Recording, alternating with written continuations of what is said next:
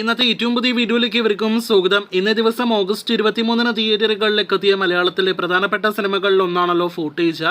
മഞ്ജു വാര്യർ പ്രധാന റോളിലെത്തിയ ഫൂട്ടേജിന്റെ ആദ്യ ദിവസത്തെ box office estimate collection report കണക്കുകൾ പുറത്തു വന്നിരിക്കുകയാണ്.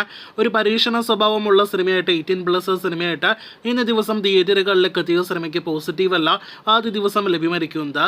ആവറേജ്, ബിലോ ആവറേജ്, നെഗറ്റീവ് അഭിപ്രായങ്ങളെല്ലാം തന്നെ ലഭ്യമായ ഫൂട്ടേജിന്റെ ആദ്യ ദിവസത്തെ കേരള ട്രാക്കിങ്ങിലേക്ക് വരികയാണെങ്കിൽ 5 ലക്ഷത്തിൽ പരമാണ് ചിത്രത്തിന്റെ കേരള ട്രാക്കിംഗ് ഗ്രോസ്. അപ്പോൾ 10 ലക്ഷത്തോളം കളക്ഷൻ മാത്രമേ ലിമിറ്റഡ് റിലീസിൽ തിയേറ്ററുകളിലേക്ക് എത്തിയ മഞ്ജു വാര്യർ ചിത്രം ഫൂട്ടേജിന് ആദ്യ ദിവസം കേരളത്തിൽ പ്രതീക്ഷിക്കുന്നുള്ളൂ.